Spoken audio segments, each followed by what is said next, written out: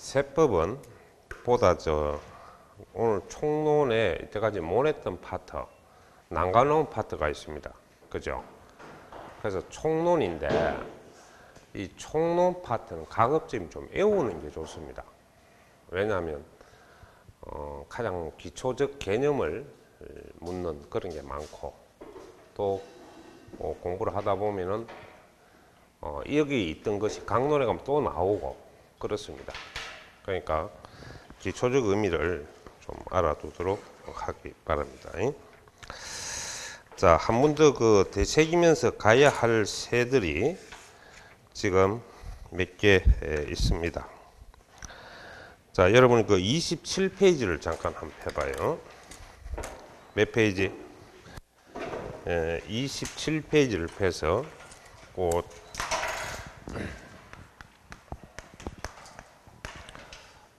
부동산 활동에 대해서 부동산 활동.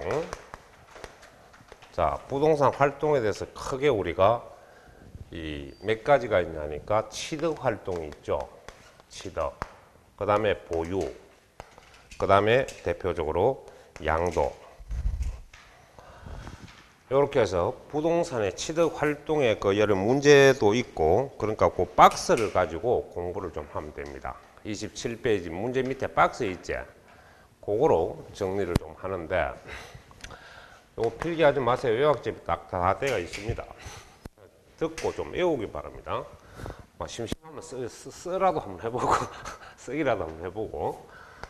자, 그러면 여기서 지금 부동산을 구입하는 단계에서 우리는 국가가 징수하는 걸 뭐라 하노? 국세라 그러고요. 지방정부가 징수하는 걸 지방세라 그러지. 그래서 지방세는 크게 광역단체 조세와 기초자치단체 조세인데, 기초자치단체 조세 중에서 꼭 알아야 될 게 우리가 구세가 있어. 구세. 예를 들어서 남구세, 중구세, 북구세 이런 식으로 구세가 있다고. 그래서 특별시, 광역시에서 부과하는데 일반적 지방세는 다 광역단체 조세라고 개념을 잡고 등록면허세하고 나중에 재산세가 일반적 구세에 해당한다. 이렇게 외우는데 구세가 바로 등재구 요래 외우라고. 등재구. 그럼 등록면허세, 재산세. 그 구는 구세란 말이야. 등재구. 강남구 외우지 말고 등재구로 외워라. 오케이? 자, 그래서 요 국세를 관리하는 장이 누구? 바로 세무서장이지. 그지? 그리고 지방세를 관리하는 게 시장, 군수, 구청장.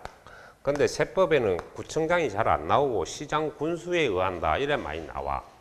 그러면 시장, 군수 속에는 구청장도 들어앉았다 이거야.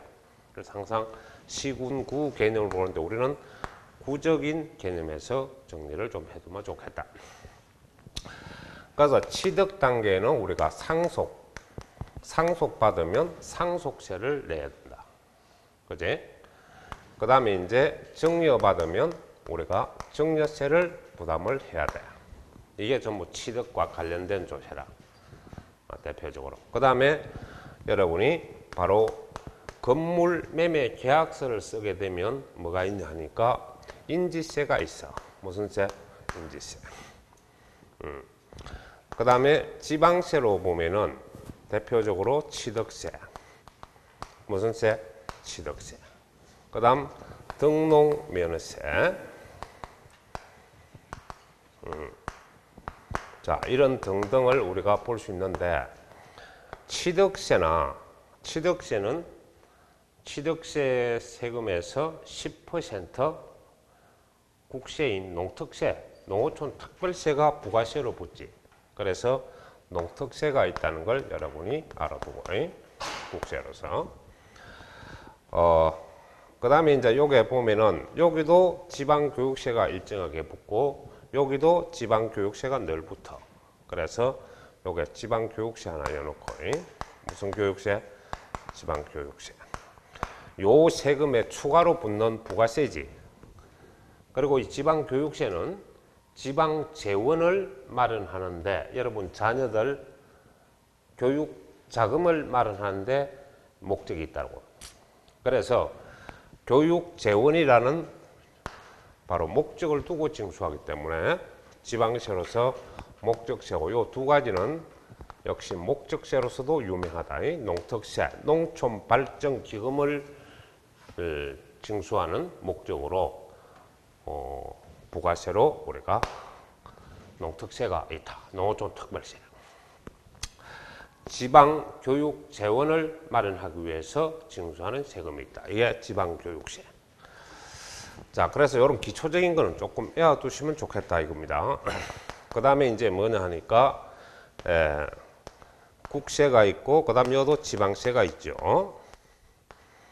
자, 여러분이 국세로서 보면 종부세, 종합부동산세가 있습니다. 무슨 세가 있어? 종합부동산세.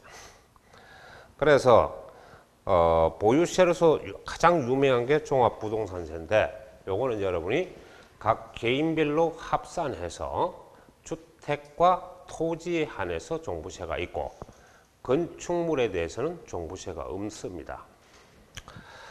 그 다음에 이제 여기에 보면 여러분이 임대를 하죠. 보유를 하면은 임대사업자는 뭘 해요? 임대를 해서 월세를 받잖아요. 그래서 월세를 받기 때문에 종합소득세가 발생합니다. 뭐가 발생해? 종합소득세. 자, 그리고 여기 가면은 또 여기도 우리가 부가세로서 우리가 부농해서 부가세로 외우는 게 있습니다. 재교, 부농. 요게 추가세로 붙는 세금이 농특세가 있죠. 농어촌 특별세. 이렇게 여러분이 정리를 해놓고 그 다음에 이제 지방세로서는 대표적으로 재산세입니다. 무슨 세? 재산세. 그 다음 여기 가면 재산세, 재교. 요게 부가세가 붙죠. 재산세의 20% 지방교육세. 무슨 교육세? 지방교육세. 자, 그 다음 이 소득세가 이어서 발생하니까 이 소득세에서 우리가 또 독립세금이 생기는데 그게 바로 지방소득세가 생깁니다. 뭐 하는데? 지방소득세. 그러니까 요 정도 여러분이 알아놓고 그 다음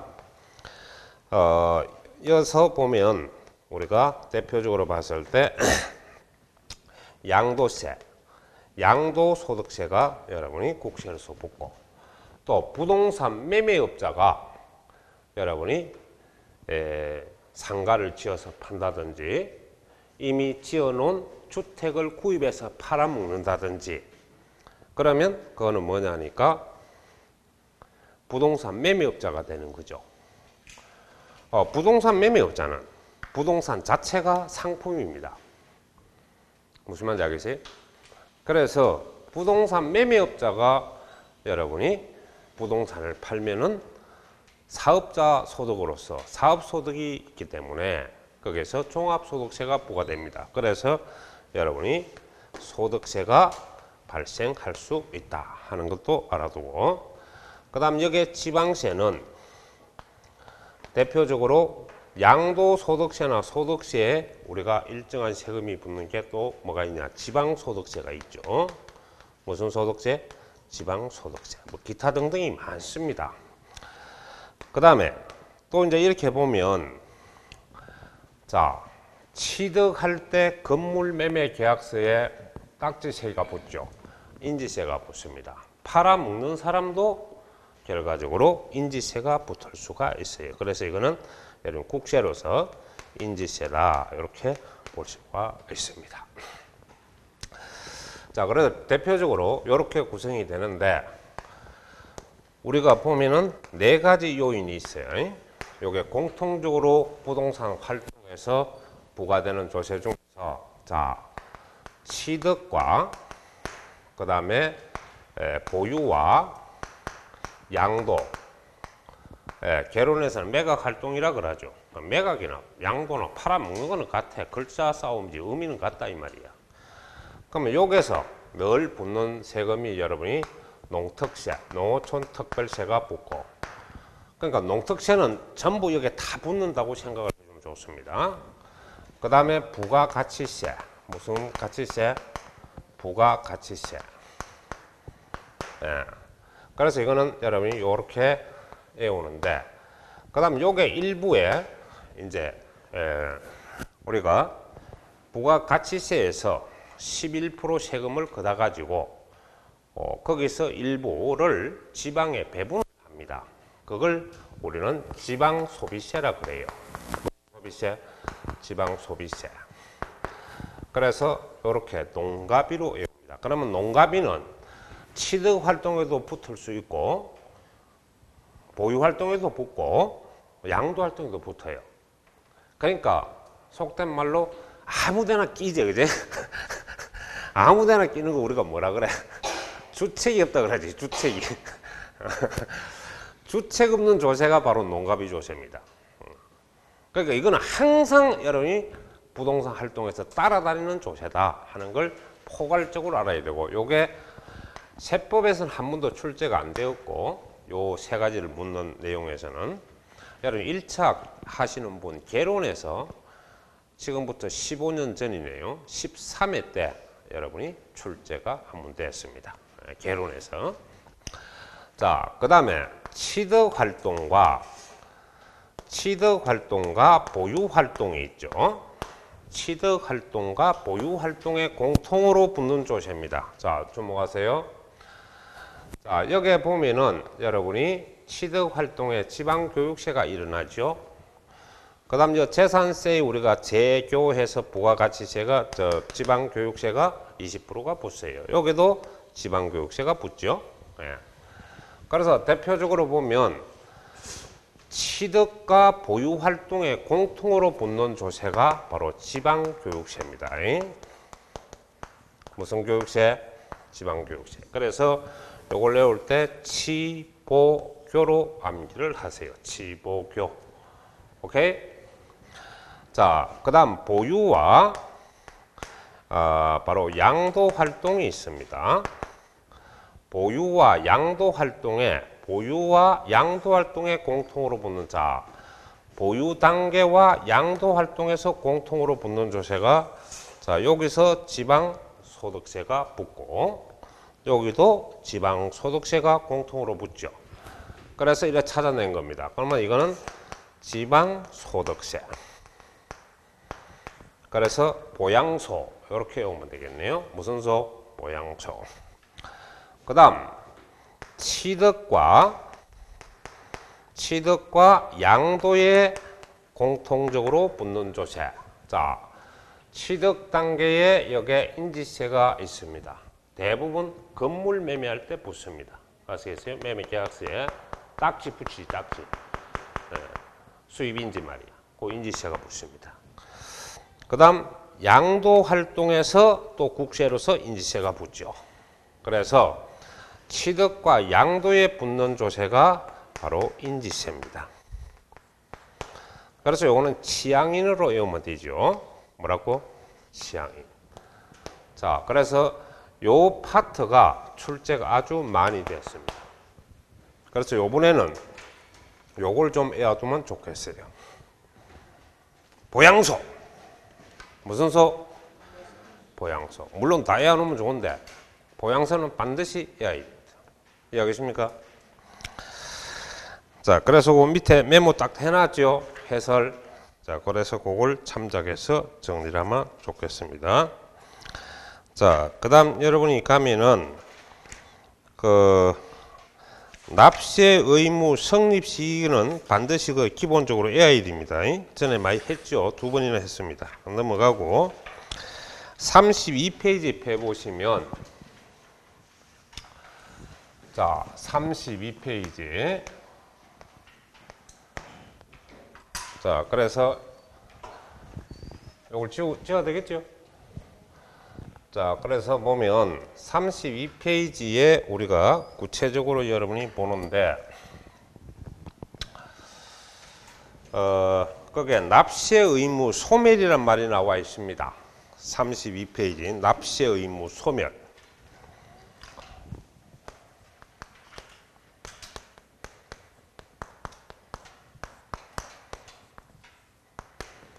자, 의무가 없어진다. 속된 말로 종친다. 이게 끝난다 이겁니다. 속된 말로 끝난다. 오케이?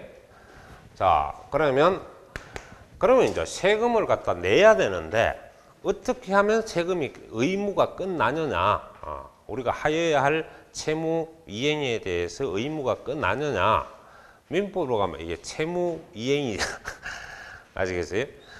그래서 납세 의무 소멸인데 여기서 보면 제일 먼저 봐야 될 게 여러분이 세금을 내면 됩니다. 내라고 하면 내면 되죠. 내면 내야 할 세금은 여러분이 끝나버리는 거죠. 그래서 세금을 낸다 그래서 우리는 뭐라 그럽니까? 납부. 이 국가 쪽에서는 뭐라 그래? 징수라 그러죠. 받는 자 쪽은 징수, 주는 자 쪽은 납부. 뭐 이 정도는 안다 이거. 자, 그 다음 문제가 있어요. 바로 이겁니다. 충당입니다. 충당. 충당은 바로 민법에 보면 상계적 의미인데 무슨 적 의미? 상계적 의미. 잘 들어요. 어떻게 들어야 되냐? 자, 여러분 우째 세금을 내다 보니까 작년에 얼마를 냈냐? 500만 더 내버렸습니다. 우째 내다 보니까. 그죠? 그런데 올해 또 여러분이 세금을 얼마나 내야 되느냐? 500만을 내야 된다고 가정을 합시다. 그럼 작년에 미리 우리가 500만 내놨죠? 요번에 얼마? 500만 내야 된다면 작년에 낸 걸 내가 환급을 되돌려 받아야 돼요. 되돌려 받는 걸 환급이라 그러죠. 조세 환급 되돌려 받는다. 오케이? 자, 환급 받는데 내가 요번에 줄 게 얼마? 500. 그러면 줄 거 받을 거 상계하는 거죠. 우리 경상도말로 서로 받을 거 줄 거 지우자 이라시. 예, 그게 바로 여러분이 상계입니다. 이게 충당입니다. 여기서는 무슨 말인지 알겠습니까? 물론 돈을 메카인다는 게 충당인데 여기서는 받을 거 줄 거 환급금과 납부세액을 서로 상계시키는 의미다. 이게 여러분이 그러면 받을 거 줄 거 상계했으니까 납세 의무가 없어진다 이 말이에요. 오케이? 자, 그 다음 두 번째 여러분이 부가 취소. 무슨 취소? 부가 취소입니까? 철회입니까? 취소입니다. 철회는 안 됩니다. 그래서 부가 취소란 말은 자, 여러분이 예를 들어서 양도를 했어요.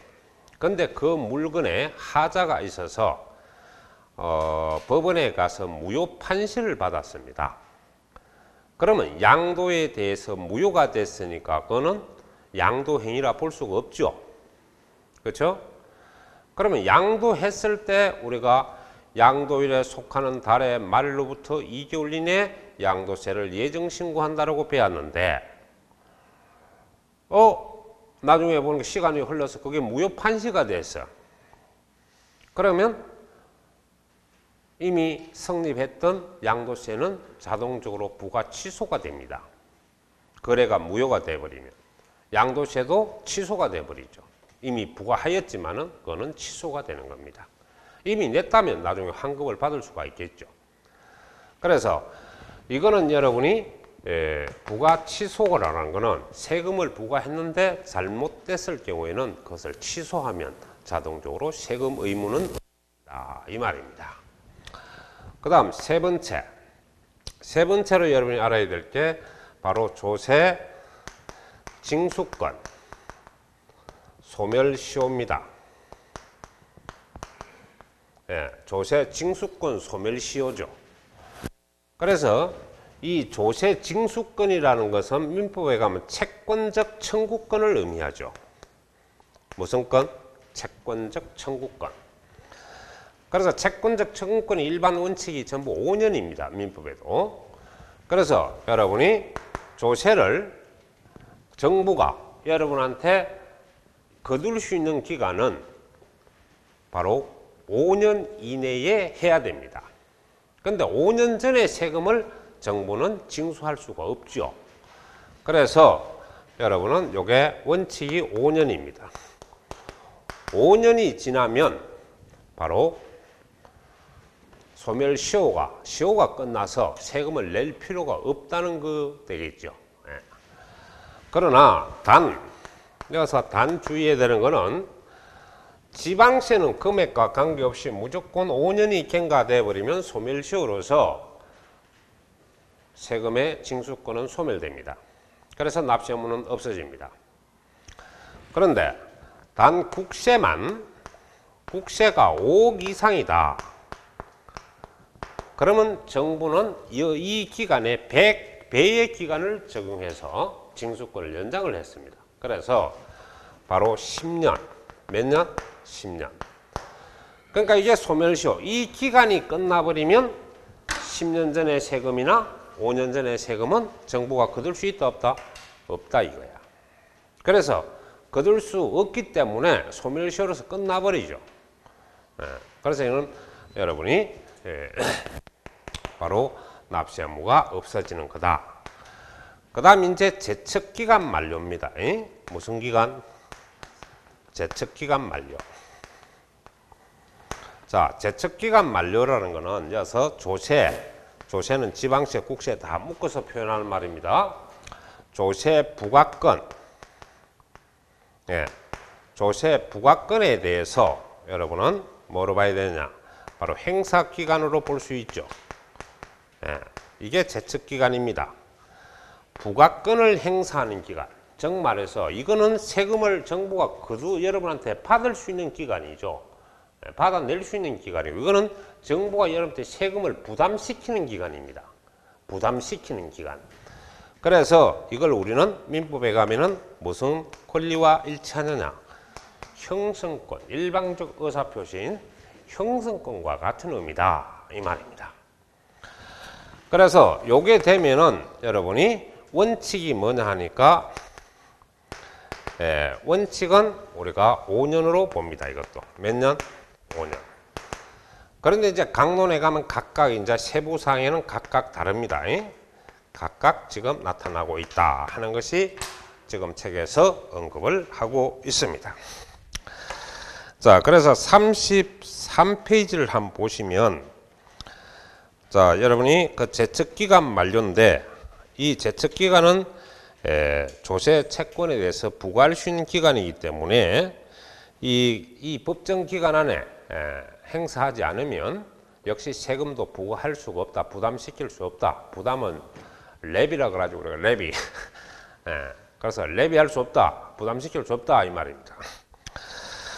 그래서 이 제척기간 만료에서는 여러분이 그 중요한 게 뭐냐 하니까 박스 안에 딱 그려놨죠. 내가. 그래서 그걸 좀 애워 두시는데, 요번에 시험 나올 건 내가 진하게 다 만들어 놨습니다. 책에 딱 보면. 그래서 그 진하게 해놓은 거는 반드시 좀 암기를 해두는 게 좋다. 이 말이고요. 자, 일단 일반 조세 제척기간의 원칙은 몇 년이라 그랬노? 5년입니다. 그리고 상속증여세의 제척기간은 원칙적으로 10년입니다. 그러면 뭐 소득세라든지 우리 지방세 같은 거는 다 5년이다 이 말이죠. 그렇죠? 근데 여기서 상속세, 증여세는 부과 기간이 상당히 깁니다. 그러니까 여기에 배라는 걸 알아줘요. 10년입니다. 그리고 국세, 지방세, 상속 등은 제외라는 거는 상속, 증여는 제외하고, 그럼 우리 법인세라든지 부가가치세라든지 우리 소득세라든지 이런 걸 말하죠. 그 다음 지방세, 이런 가세 표준, 자, 신고서 미제출 시 그랬지. 그걸로 바로 한마디로 묶으면 무신고와 같은 말이야. 무슨 신고? 신고를 안 했으니까 가표, 세액을 신고서를 제출할 수가 없죠. 무신고와 같은 말입니다. 그래서 신고를 안 하면 바로 7년간 정부는 여러분한테 세금을 부담시킬 수가 있는데, 이것도 7년이 지나버리면 제척기간 만료로서 납세 의무는 소멸됩니다. 그 다음에 상속 증여에 의한 취득세입니다. 상속으로 증여받으면 상속세 국세를 내죠. 증여받으면 증여세 국세를 내야 되죠. 또 거기에 대해서 여러분 지방세 취득세도 내야 돼요. 그래서 이 취득세에 대해서 않으면 10년간 부과권을 행사하는데, 이것도 상속세, 증여세법 일반 원칙 10년에 따른 것입니다. 자, 그 다음에 국세, 또 상속, 증여는 제외하고 사기, 부정한 행위에 걸리면, 대표적으로 이제 이어서 국세는 여러분 양도세나 소득세로 공부를 하면 좋습니다. 소득세. 자, 그러면 여기서는 사기 등 부정한 행위 시 10년간 제척기간을 행사하는데 이것이 지나면은 만료로서 납세 의무는 소멸합니다. 그 다음 5번째 이거는 반드시 해야 됩니다. 부담부 정려 양도세입니다. 여러분 부담부 정려가 뭡니까? 빚을 안고 정려 받는 거라 그랬죠. 그래서 그 채무 인수 부분에 대해서는 유상이라 그랬습니다. 그걸 양도라 그러는데 양도세와 거기에 대한 정려세는 원칙적으로 몇 년이라? 10년이라. 이것도 상속세 정려세법상 기초한 10년입니다. 예. 그런데 이게 만일에 부담부 정려한 양도세가 사기나 포탈, 세금 떼가먹는 행위죠. 이런 행위로 부정행위에 걸리면 장장 15년간 여러분한테 양도세나 정려세를 부과할 수 있는 기간이 부여됩니다. 그런데 이것도 몇 년이 지나버리면 15년이 지나버리면 부과권이 없어져서 납세 의무는 소멸한다. 이런 뜻이죠.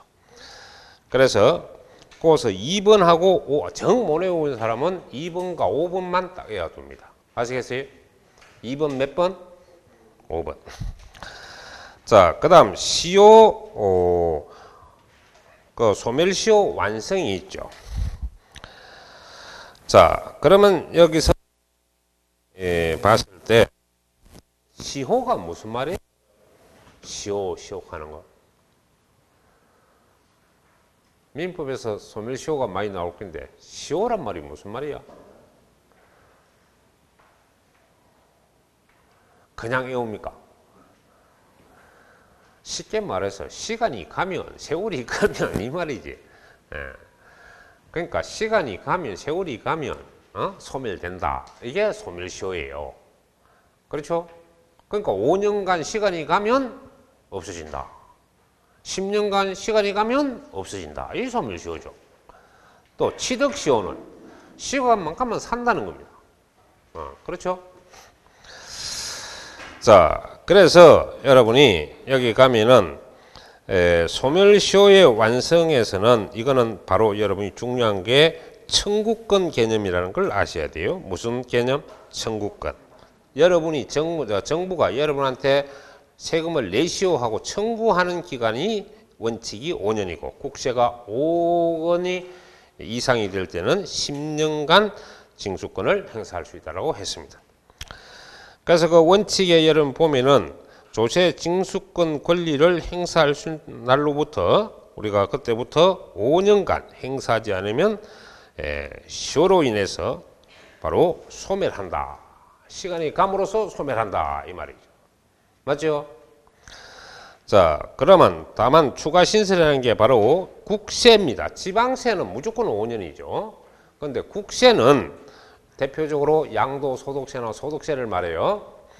자, 5억 원 이상인 경우에는 이 소멸시효 기간이 10년간 행사하지 않으면 소멸된다 이거죠. 10년 안에 행사하면 내야 되고요. 10년이 지나서는 행사할 수 없다 이 말입니다. 그래서 그러나 지방세는 5억 원 이상의 규모가 없으므로 지방세 소멸시효는 무조건 5년이라는 걸 아셔야 됩니다. 국세는 단서가 있어요. 얼마? 5억 원 이상일 때. 그러면 5억 원 미만은 5년간 행사가 된다. 이 말이야. 이해하겠습니까? 자, 그런데 이게 기간이 짧은 게 아닙니다. 정지와 중단 사유가 있죠. 정지는 사유가 발생하면은 그 기간이 만료가 되면 다시 계속 기간이 계속 진행이 되는 과정이 정지입니다. 그러니까 말 그대로 섰다가 바로 가는 거죠. 근데 중단은 그 사유가 소멸한 처음부터 기간이 다시 시작되는 거예요. 처음부터. 그렇죠? 그래서 이 5년이라는 게 중단과 정지에 걸리면은 계속 연장이 될 수가 있다는 것입니다. 그래서 징수권에는 정지와 중단 사유가 발생한다. 거기에 걸리면 기간이 계속 연장될 수도 있다는 걸 여러분이 융통성 있게 알아야 되는데, 그래서 그 중단과 정지 사유가 있는데 아마 그까지 깊이 갈 필요가 없고 중단과 정지 사유가 있다는 것만 청구권에 대해서 생각을 해주면 좋겠습니다. 아시겠어요? 자, 이런 거는 이제 세무사들이 공부하는 거고 여러분은 개괄적으로 내용만 알고 있으면 됩니다.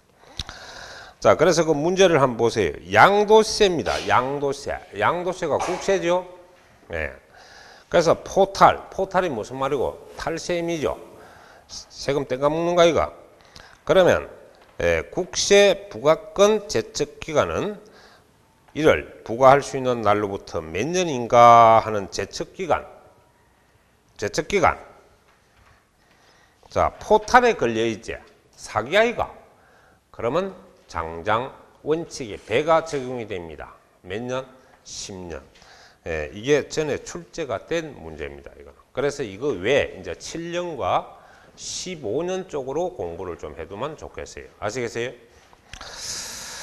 자, 그 다음 여러분이 거기에 보면은 이제 그 조세와 일반 채권과의 관계인데 이게 상당히 지금 여러분이 복잡 다양한데 사실 이거는 민법에 다 있는 겁니다.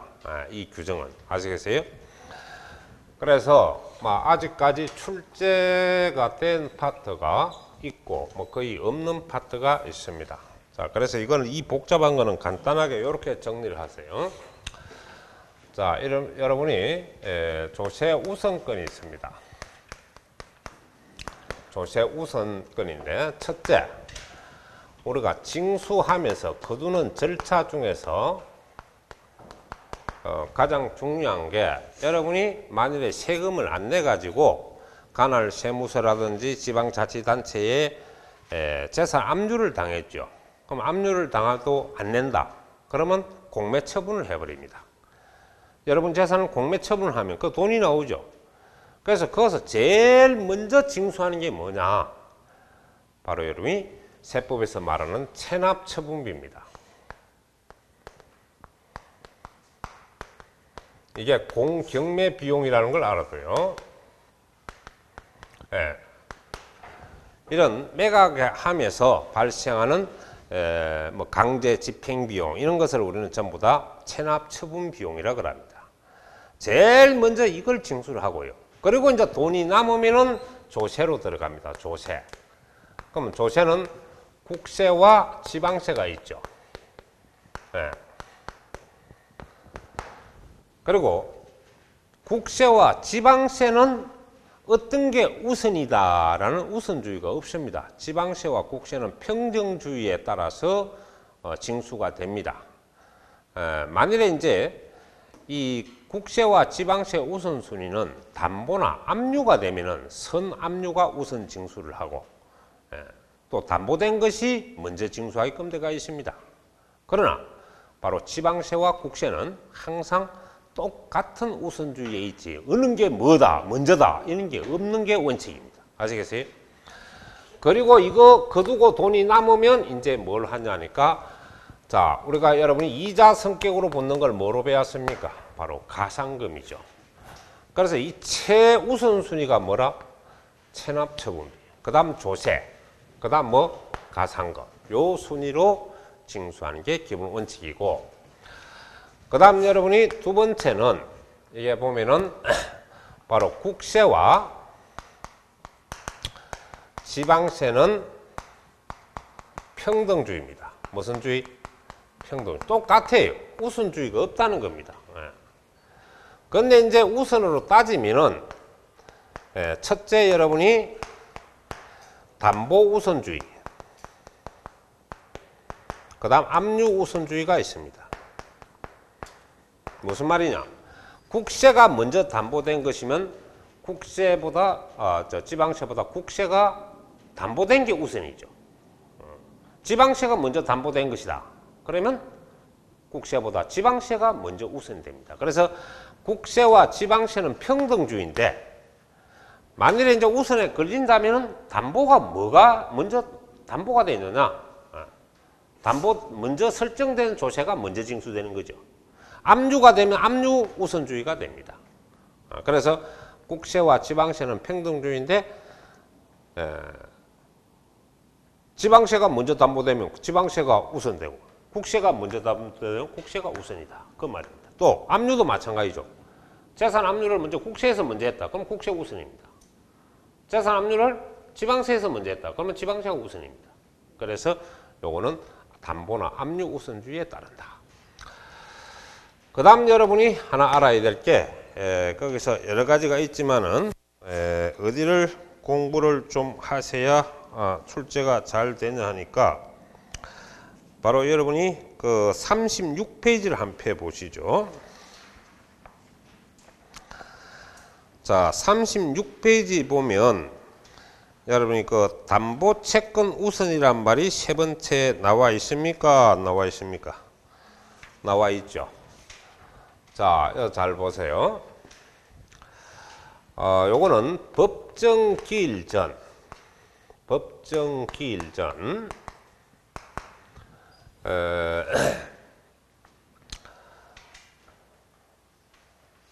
피담보 채권.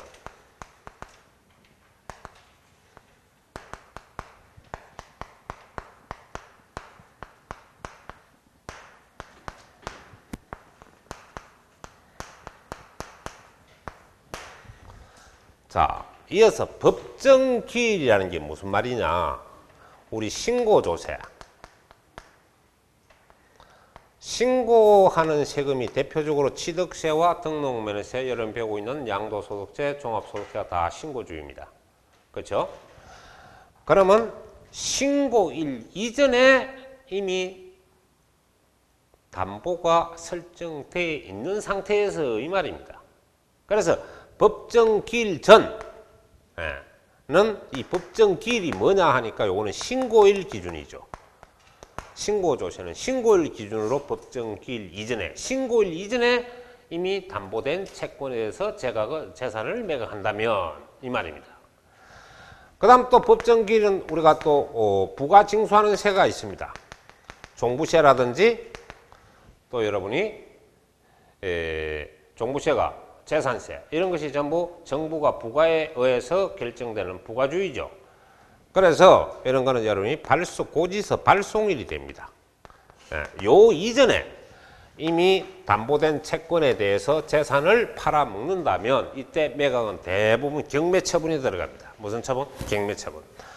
그래서 매각을 한다면 뭐부터 최우선주의로 해야 되느냐 하는 우선 원칙인데, 자, 첫째, 여러분 보세요. 모든 비용 중에서 최우선주의가 뭡니까?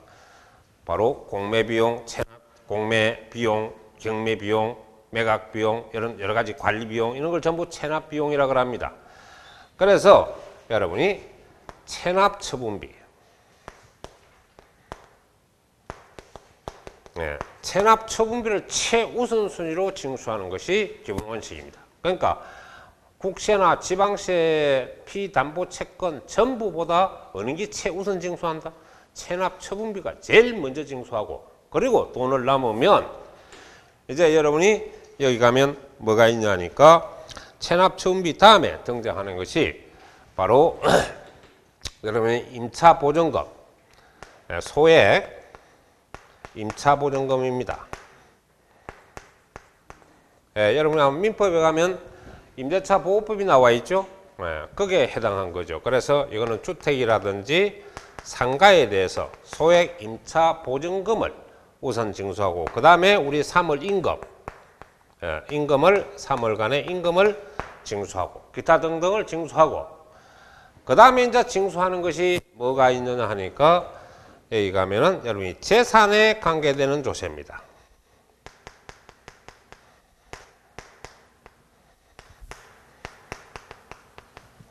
재산과 관계되는 조세인데, 이 재산과 관계되는 조세가 바로 뭐가 있냐니까 여러분이 국세가 있고, 그 다음에 지방세가 있죠. 민법하고 똑같습니다. 이거는. 자, 그러면 여기서 국세는 대표적으로 재산과 관계되는 조세가 뭐냐 하니까 우리 종부세, 종합부동산세, 그 다음 여러분이 상속세, 무슨 세? 상속세. 그 다음 뭐가 있어? 증여세. 자, 요게 국세로서 재산과 관계되는 조세입니다.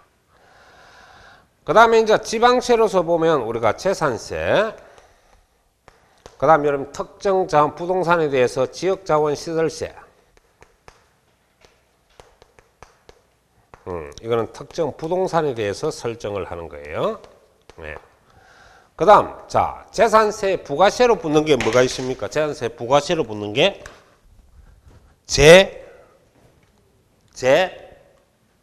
부가세로 붙는 게 방금 현재 까먹어서. 부농재교 부가세 이렇게 하지. 자, 재산세 부가세로 붙는 게 뭐가 있어요? 지방교육세. 아시겠어요? 자, 그리고 이제 재산을 팔아서 요거 먼저 정리하고 요거 정리하고 그리고 돈이 남았지? 요걸 먼저 정리해야 돼. 그 다음에 정리하는 게 바로 이 피담보된 채권입니다. 이미 담보 잡힌 게 피담보된 거죠. 그래서 피담보 채권에 대해서 징수를 하도록 되어 있고, 그 다음에 이제 일반 여러분이 국세나 가상금 같은 게 됩니다. 일반 국세나 가상금 같은 게 이렇게 징수할 수 있는 순서가 되겠습니다. 이것도 나중에 요약집에 여러분 딱 나열이 되어 있습니다. 그래서 지금 보면 담보채권 우선 해갖고 지금 나와 있죠. 그래서 그거 한번 봅시다. 법정 기일 전에 전세권, 질권은 공부할 필요가 없죠. 왜냐하면 질권은 여러분이 동산담보 아닙니까? 우리는 지금 부동산을 놓고 하는 거지 동산을 하는 게 아니거든요. 그래서 전세권과 저당권만 설정하면 되겠습니다. 그래서 저당권의 설정을 등기 등록한 사실 또는 그 임대차 보호법상에 여러분이 이미 대항 요건을 갖춘 걸 말합니다. 이러한 재산을 매각해서 그 매각 대금액 중에서 지방세와 가상금을 징수하는 경우 거기서 보면은 지방세도 되지만은 국세도 됩니다. 그러니까 지방세만 있는 게 아니라 국세 다 묶어서 표현하는 말인데 여기서 이제 지방세법에 따르니까 지방세만 이었어요. 그래서 지방세, 국세로는 같이 다 공부를 해야 됩니다. 그러니까 지방세와 국세 한마디로 조세입니다. 그래서 조세와 가상금을 징수하는 경우에 전세권 또 저당권에 따라 담보된 여러분이 채권, 그게 바로 우리는 담보된 채권을 전문용어로 피담보 채권이라고 하죠.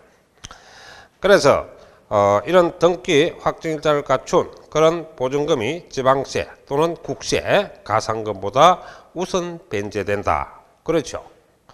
그런데 여기서 보면은 뭐냐 하니까 그 재산에 부과된 지방세 또 국세 기본법에는 국세가 있거든요. 그래서 우리는 지방세, 국세를 같이 공부해야 됩니다. 그래서 여러분이 여기서 보면 지방세 있지만은 또 국세도 같이 적어놔요. 그래서 재산세, 그다음 그 특정 부동산에 대한 지역자원시설세, 지방교육세와 가상금은 설정 순서와 관계없이 항상 뭐보다 우선 징수한다. 항상 민법도 똑같죠. 이거는 항상 피담보 채권보다 재산에 관계되는 조세가 우선 징수한다. 이거보다 이게 우선 징수하는 거예요. 그렇죠? 네. 그래서 여러분 민법에도 우선주의가 나오는데 물건과 채권의 우선주의 보면 그 나와 있습니다. 법에. 요걸 그대로 내놔서 똑같이 설명하고 있는 거예요. 그래서 이제 우리가 이거는 내가 전반적으로 요거는 지금 요 지문은 요 두 개만 놓고 설명을 하는데 우리는 시험 칠 때는 이걸 종합적으로 보는 방법으로 공부를 해야 돼요. 그래서 이 재산을 팔았다. 그럼 제일 먼저 그다음 묻는 게 뭐다? 체납처분비. 그 다음에 불상한 임차보증금. 그 다음에 재산과 관계되는 조세. 즉 지방세와 국세가 있어. 지금 최근 지방세법에 따른 것만 넣어놨기 때문에 그런 거고 국세 기본법은 또 있어 똑같이. 그래서 우리는 공부를 똑같이 해야 돼. 네. 둘 다 요게 이거보다 이게 우선 징수한단 말이에요. 그러니까 피담보 채권이 우선 징수되는 게 아니라 재산과 관계되는 채권이 바로 피담보 채권에 비해서 우선 징수한다. 포인트는 요거야. 자, 그리고 이제 일반 국세나 가상금 같은 게 있으면 이제 징수하면 돈이 남으면 징수하면 되는 거예요. 그래서 요 파트가 여러분이 3번이나 출제가 됐어요. 요렇게 종합적으로 나온 바는 없습니다. 근데 여기서 요 강론에 요것만 가지고 지금 3번이나 출제가 역사적으로 지금 되고 있다 하는 건데 그래서 여러분 그 오른쪽에 보면 이제 지문을 지금 만들어 놨습니다. 문제를 한번 보시죠. 거기 보면은 체납된 조세의 법정 기일 전 담보 채권을 위해 갑이 저당권을 설정 등기한 사실이 부동산 부동산 등기부 등본에 증명되는 갑 소유 토지 A의 공매 대금에 대하여 조세와 피담보 채권이 경합되는 경우, 자, 피담보 채권보다 우선 징수하는 조세가 아닌 거 내렸단 말입니다. 그러면 여러분이 방금 우리가 국세와 지방세 종목을 설정을 해놨잖아요. 국세는 종합부동산세, 상속세, 증여세가 그 대표고, 지방세는 바로 재산세, 지역자원세세, 지방교육세, 이게 주로 이룬다, 이렇게 말했습니다. 물론 뭐 자동차세도 있습니다, 여기에는. 그런데 자동차는 또 우리와 관계없기 때문에 빼버린 거예요. 자, 그러면 여러분 보다시피 방금 이 조세 세목에 들어오지 않는 거 찾아라, 이 말이에요. 요게 들어오지 않는 거. 그러면 취득세 없죠? 취득세가 재산과 관계되는 조세가 아닙니다. 그러니까 쉽게 말해서 재산과 관계되는 조세가 아닌 것 해서 풀어도 된다, 이 말이죠, 이거는. 자, 2번 그 밑에 있는 문제도 똑같습니다. 그래서 여러분 보시면은 여기서 국세, 지방세는 우선하지 못한다. 그에 대한 세목은 그랬는데 역시 재산과 관계되는 조세를 찾아라, 이 말이거든요. 그럼 재산과 관계되는 조세는 뭡니까? 종합부동산세인데 거기는 여러분이 종합부동산세입니까? 종합소득세입니까? 종합부동산세가 맞죠? 그래서 여러분이 종부세로 자꾸 외우는 것은 종합부동산세 약칭 아닙니까? 그래서 반드시 3번이 체크가 되는 거예요. 그러니까 이거는 가장 쉽게 말하면 항상 피담보 채권보다 우선 징수되는 세목입니다. 그래서 이걸 여러분이 이게 3번이나 이 좀 기출된 문제 이렇게. 그러니까 이 문제를 이 지문만 있다가 집에 오는 행사이라 이거는. 그래서 여기 딱 나오면 이게 피담보된 채권보다 재산에 관계되는 조세가 우선 징수한다. 그럼 그 이름이 뭐냐? 종류가 뭐냐? 그거 갖고 푸는 문제이다. 오케이? 자, 그렇게 여러분이 정리를 해줘야 됩니다. 그러니까 한 번 더 설명하는데 그거 뭐 다 하면 좋지만은 요것만 여러분 정리를 해두면 되는데 항상 법정 기일 후입니까? 전입니까? 기일 전. 그래서 이 법정 기일이 뭡니까? 신고조세는 신고일 이전에 이미 담보된 채권. 또 부가징수되는 것은 고지서 발송일 이전에 이미 담보된 채권이 있으면 사실 이게 원칙적인 우선 아닙니까? 담보 우선주의이기 때문에. 그죠? 그런데 이 재산을 팔았을 때 우리가 체계적으로 징수하는 순위가 어떻게 되느냐 하면은 일단 매각 비용부터 먼저 징수를 해라, 이거예요. 이게 바로 체납 처분 비용입니다. 그 다음에 불상한 주택, 상가, 여러분 임대법에는 임대차 보호법에 영향을 받는 그걸 말합니다. 내가 그거죠. 그거 징수해라. 임금 있으면 징수해라. 그리고 돈이 남으면 재산과 관계되는 조세부터 먼저 그다 먹어라. 그리고 돈이 남으면 이제 이 담보된 거 이거 잡아내라, 이거예요. 이거 변제해라. 변제 순서죠. 또 그리고 돈이 남으면 일반 국세 가상금으로 징수해라. 그러니까 이게 이제 팔았을 때 돈을 미리 챙기는 순서다, 이런 의미로서 이해를 하는데, 여기서 그러니까 이 순서에서 제일 많이 출제된 게 이거란 말이에요. 제 이름 찾는 거, 이거 재산과 관계되는 조세를 찾는 거. 이걸 여러분이 정리하는데, 요번에는 나오면 이제 지방세는 아니면 국세는 이렇게 나오겠지.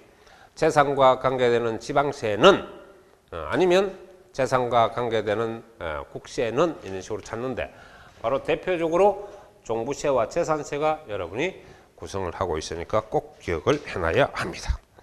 아시겠죠? 자, 좀 쉬었다 하도록 합시다.